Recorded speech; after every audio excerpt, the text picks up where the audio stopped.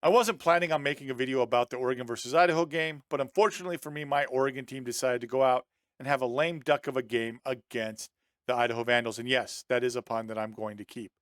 This video is going to focus instead about Oregon's struggles offensively, and there were many, especially with the offensive line. I want to highlight Idaho's trick plays, how well they were run and executed, and why they put Oregon on the back foot, especially due to the fact that Oregon's offense couldn't really get any points on the board.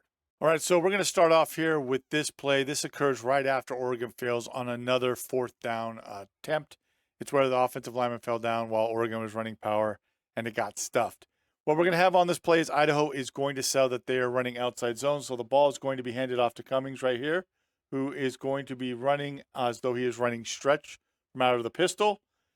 Hamper is going to step forward a couple steps, and then he's going to come back and receive the pitch from Cummings.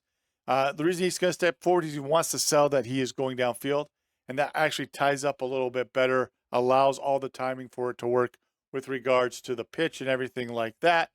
He's going to get the pitch, and then he's going to toss it back to Lane, who is the quarterback.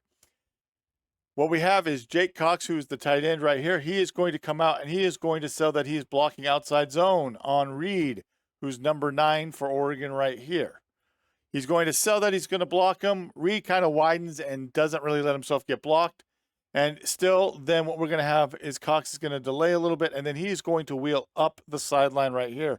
He is going, because of the way he takes his angle to go block and then still to run his wheel, he is not in the peripheral vision of any Oregon defender that would be looking at the quarterback at all. He gets totally lost. We have our clear out down here at the bottom with the post. And so when Lane gets the ball, what's going to happen is he's just going to catch it, boom, and throw the ball immediately. It's not, you can tell he's just catching and throwing it immediately because he wants to get this ball off. He's so excited. So let's go ahead and run the play so you guys can see. Get that toss back. Good pickup by Hamper to make sure that no one comes. And it's a touchdown right there. So let's go ahead and go back. What I want you to really focus on is Cox right here. Jake Cox, what he's doing. I want you to focus on how he is selling that he is run blocking. He doesn't immediately leave. If he immediately leaves on that wheel, it kind of messes up the timing. The throw's a little bit longer. But because he does delay, comes out, engages, now kind of takes a half step. You see how he's kind of slow, and then, release upfield. It's allowing him to really time up with the quarterback getting the ball and then throwing it. Again, generally speaking, when I taught the tight ends, it was engage, 1001, 1002, 1001, 1000, and then release. And that's exactly what it looks like right here. It's coming out to block, bang. Okay, I don't really get him. 1001. Now I'm upfield. Times it up greatly. Everybody else is focused on the action in the backfield. They don't see Cox running up the sideline, and it's a touchdown for a good play. So good job by Jake Cox on getting this play, and it's a touchdown with regards to that. All right, so here's the second touchdown for Idaho in the game, and again, it's going to be a trick play. We have Cummings, who is standing as the quarterback, next to Lane, who is standing as the running back. At the snap, you're going to see right here, it's going to be a handoff to Lane, who's going to act like he's handing the ball off to Harst, and then he's going to turn upfield for the touchdown. It is supposed to be a pass play.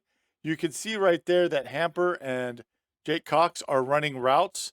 You've got a deeper route right here by Hamper, and then Cox, who's running out here at the front of the end zone.